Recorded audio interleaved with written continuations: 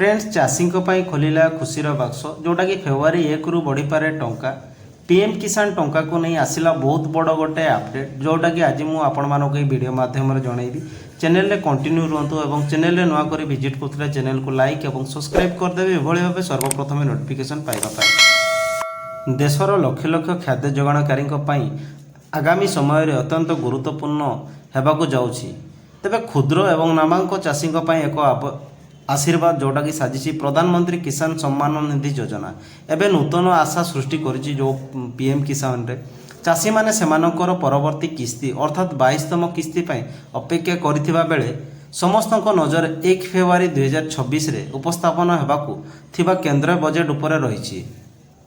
तेबे बजेट संख्या को नहीं केंद्र सरकार यही योजना पांठि वृद्धि करिथिबारु स्पष्ट भाव जना पड़िछि जे कृषि क्षेत्र में यार प्राथमिकता तालिकार शीर्ष में रही।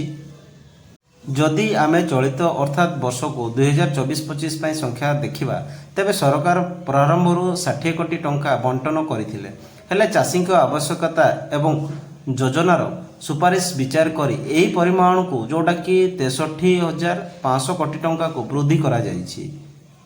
यही वृद्धि सामान्य नुहे यह सूचाई दिए जे हिताधिकारी संख्या वृद्धि पाई एवं सरकार निश्चित करने को चाहते जेकोसी योग्य चाषी पांठि अव्यवहृत न रहे।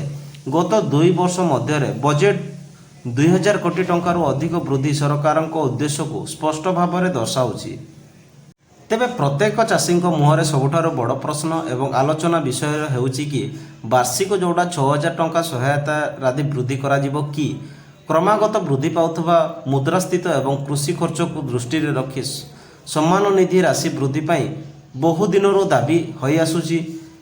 वर्तमान यही राशि सीधा सड़क 3टी किस्ती रे बैंक अकाउंट को स्थानांतरित होउची जहा सारा एवं विहन किनिबा को तुरंत आश्वस्त प्रदान करे।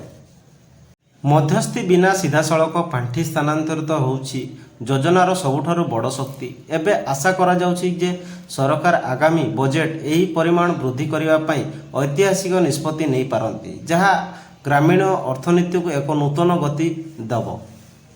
जेतेबेले अर्थमंत्री निर्मला सीतारामन को फेब्रुआरी 1 2026 बजेट उपस्थापन करेंगे सेतेबेले पूरा देश कृषि मंत्रालय प्रस्ताव गुड़ी उपरे नजर रहिबो।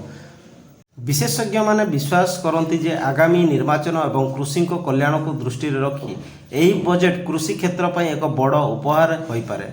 तो फ्रेंड्स इनफॉरमेशन टी आपण मानक केमिति लागला जो कृषक भाई माने अछंती हुए तो फेब्रुआरी 1 रु आपण मानकर जो किस्ती आपण माने पाउछंती ताहा बढ़ी पारे।